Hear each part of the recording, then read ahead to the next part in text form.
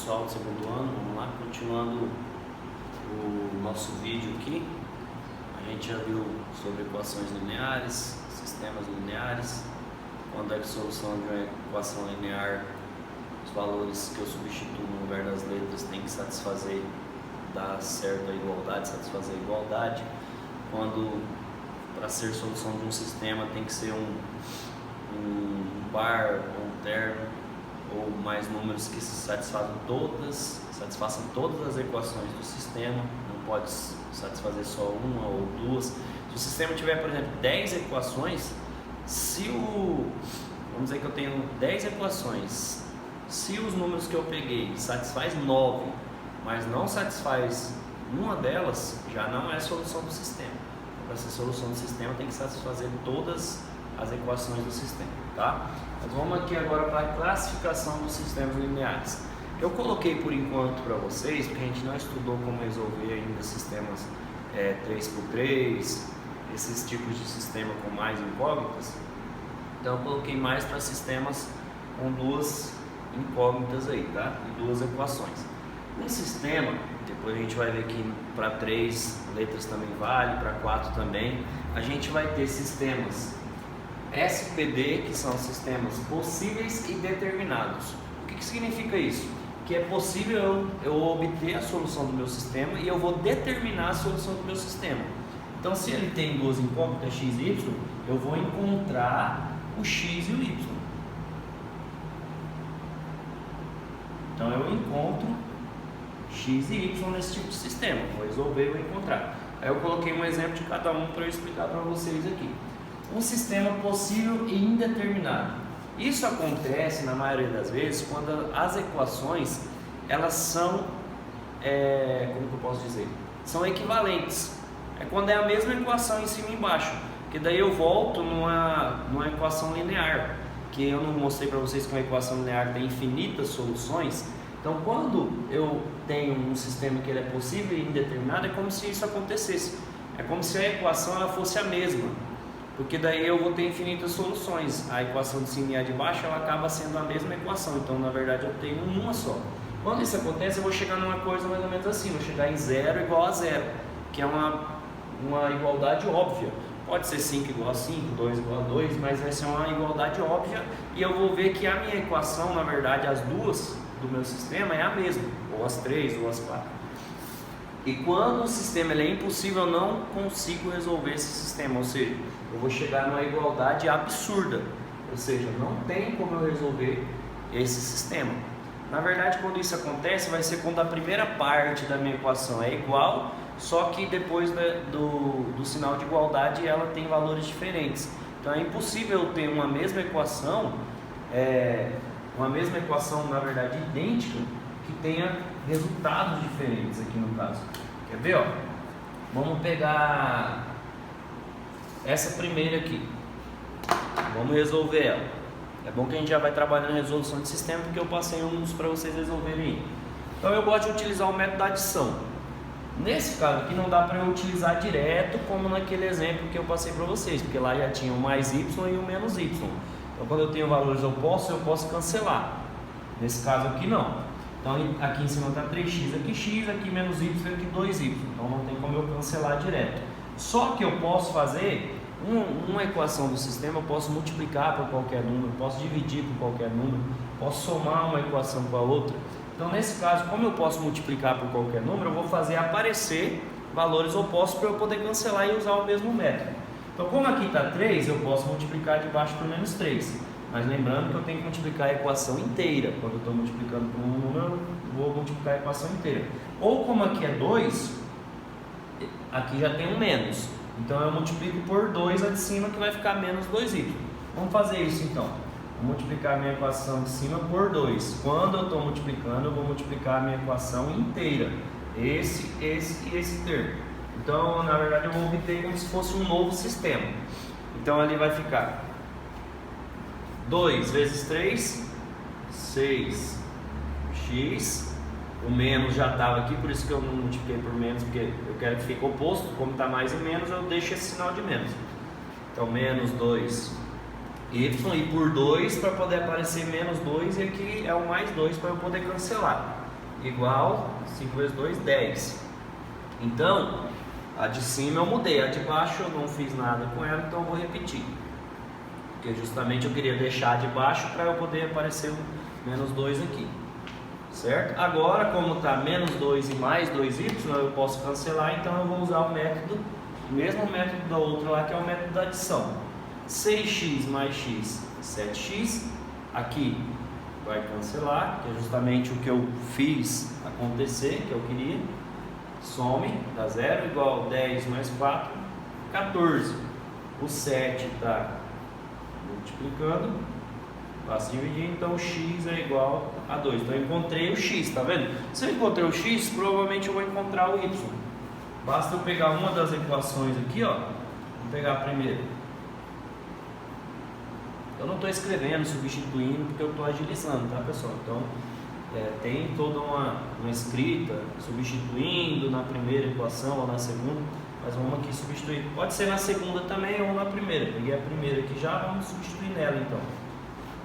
É 2, então vai ficar 3 vezes, o x é 2, 3 vezes 2, menos y igual a 5.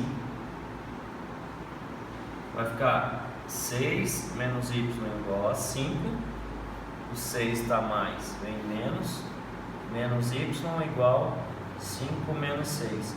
Aí vai ficar menos y igual a menos 1, como aqui está menos y, vou multiplicar por menos 1 ou trocar o sinal, vai ficar y e aqui igual a 1. Se eu substituir isso aqui na segunda, ficaria 2 mais 2y igual a 4, 2 passaria menos 4 menos 2 daria 2, dividido por 2 daria 1 também. Então eu posso substituir tanto na primeira quanto na segunda. Então eu encontrei o valor de x e encontrei o valor de y, que satisfaz as duas equações. Então esse é um sistema possível e determinado, porque eu determinei o valor de x e o valor de y. Agora vamos para esse sistema. Se você olhar aqui, já vamos olhar essa equação. Essa equação de cima, se eu multiplicar a equação de baixo por 2, ela é a mesma. 2 vezes 2, 4x. 2 vezes y menos 2y. 3 vezes 2, 6. Então, na verdade, essa equação é a mesma dessa, elas são equivalentes, só que uma está multiplicada por um número. E quando eu vou tentar, quando eu faço isso aqui, ó, multiplico por 2, essa equação é a mesma, porque vai ficar assim, ó, eu vou ter duas equações iguais, igual a 6, então a equação é a mesma. E quando eu vou utilizar o método da adição, então na verdade aqui eu teria que multiplicar por menos 2 para utilizar o método da adição, para ficar o oposto. Aí aqui ficaria menos, aqui mais e aqui menos. Quando eu uso o método da adição, vai zerar e aqui dá 0, cancela tudo. Então eu vou chegar em 0 igual a 0. Então isso aqui quando isso acontece, a gente tem um sistema que ele é possível de resolver, eu tenho soluções, só que ele é indeterminado. Por quê? Porque na verdade eu tenho uma equação só, é a mesma. E como a gente viu no outro vídeo, quando eu tenho uma equação só linear, ela admite infinitas soluções. Por isso que é indeterminado, porque eu tenho infinitas soluções. Agora esse aqui, se eu olhar aqui, ó, a primeira parte, se eu multiplicar por 2, 2x, 2y, vai ficar igual. Só que aqui 2 vezes 2 é 4. Então não tem como eu substituir os mesmos números nessas duas equações e dar o mesmo valor. Porque aqui eu vou ter uma equação igual dando 4 e aqui eu vou ter uma equação igual dando 5. Quando eu substituo os mesmos números, não tem como dar 4 e dar 5 também, quando eu substituir valores no lugar de x e y. Por isso que ela vai ser um sistema impossível no caso. Fazendo aqui, para utilizar o método da adição, então eu vou multiplicar em vez de ser por 2, vou multiplicar por menos 2. Aí vai ficar menos 2x menos 2y igual a menos 4. E aqui 2x mais 2y igual a 5 que eu não mexi. Aplicando o método da adição, aqui vai ficar 1 e aqui vai cancelar tudo, vai ficar 0 igual a 1. Isso aqui é um absurdo, essa afirmação que 0 é igual a 1. Então isso aqui é um sistema impossível. Então a gente tem essas três possibilidades, tá? Quando eu acho x e y ele é possível e determinado, quando eu tenho a mesma equação e chego em 0 igual a 0 é possível, mas é indeterminado porque eu não consigo encontrar as soluções porque são infinitas, e quando eu chego no absurdo aqui é um sistema impossível. Pessoal, só para terminar o vídeo, eu vou deixar a parte da regra de Cramer e do determinante para outro vídeo, depois eu gravo para vocês, tá? Mas aqui só para terminar, a gente tem matrizes associadas a sistema. Quando eu tenho um sistema, vou explicar através de um exemplo.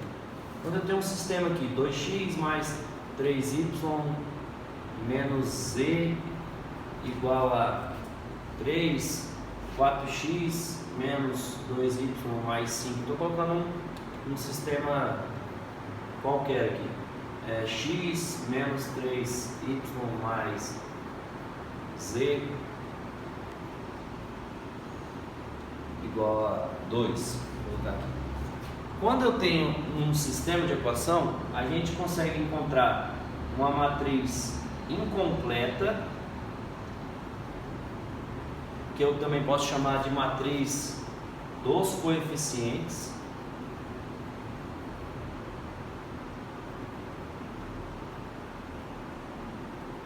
desse sistema, e a gente também tem a matriz completa associada a esse sistema. O que seria a matriz incompleta ou matriz dos coeficientes? Eu vou olhar, eu tenho três equações lineares aqui no caso, eu vou olhar os coeficientes da minha equação linear. Essa aqui, ela é uma matriz quando ela aparece é 1, essa aqui é uma matriz 3 por 3, ela tem três equações com três incógnitas. Então a matriz incompleta ou matriz dos coeficientes que eu vou encontrar, ela vai ser uma matriz 3 por 3, ela vai ter três linhas e três colunas. E quem vão ser os elementos? Os coeficientes aqui, ó. Aqui quando não aparece é 1, aqui. Então vai ser 2, 3, menos 1, 4, menos 2 e 5. E aqui 1, menos 3 e 1. Essa é a matriz incompleta ou matriz dos coeficientes. Ela é uma matriz 3, porque tem três equações e três incógnitas aqui no caso. Essa é a matriz dos coeficientes ou matriz incompleta. A matriz completa, a diferença é que aqui, ó, eu vou incluir a coluna dos resultados, que são os valores de B, no caso da minha equação linear que eu expliquei lá no começo. Então eu vou colocar aqui 3, menos 1 e 2, essa seria a minha matriz completa. Essas matrizes são importantes, porque que eu coloquei essa explicação aí? Porque elas são importantes, tanto que na regra de Cramer a gente vai usar aí, elas são importantes para a gente encontrar determinante, para a gente encontrar alguns resultados, dá para a gente até resolver um sistema utilizando essas matrizes. Quem for fazer uma faculdade mais para frente de engenharia, essas coisas, a gente vai utilizar bastante isso aqui em álgebra linear, algumas matérias que vocês vão ver no curso de vocês, beleza? Então depois eu gravo um vídeo explicando a regra de Cramer e a utilização do determinante, ok? Obrigado, bons estudos.